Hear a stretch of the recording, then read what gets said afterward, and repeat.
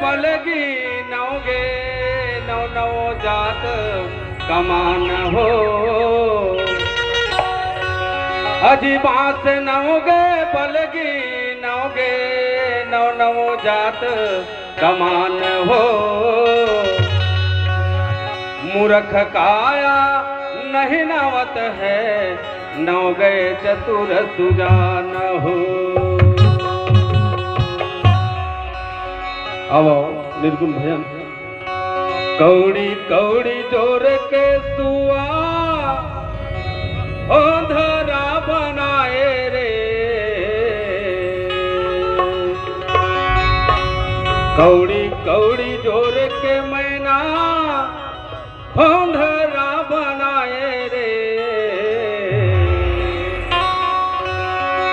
खुंधराला का बरउड़ी खुंधराला का बरउड़ी आए हो कौड़ी कौड़ी जोर के सुआ खुंधरा बनाए रे कौड़ी कौड़ी जोर के मैना खुंधरा बनाए रे खुंधराला का बरउड़ी आए हो रे सुवना खुंधराला का बरउड़ी आए हो।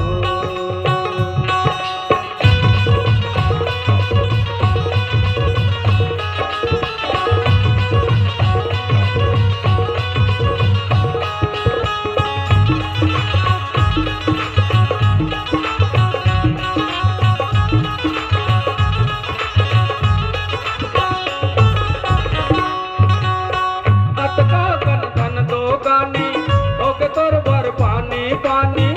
अटका कन धन दो गानी होगे तोर भर पानी पानी संके तोर छुटके नारी और छुटके बेटा नाती संके तोर छुटके नारी और छुटके बेटा नाती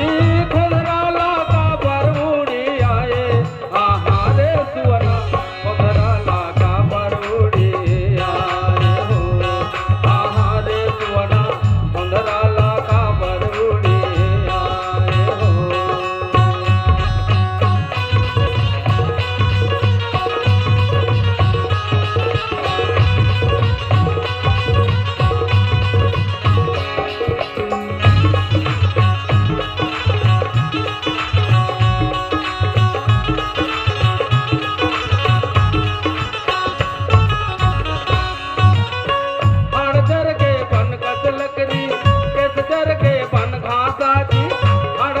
लकड़ी किस कर के बन घासा जी और मन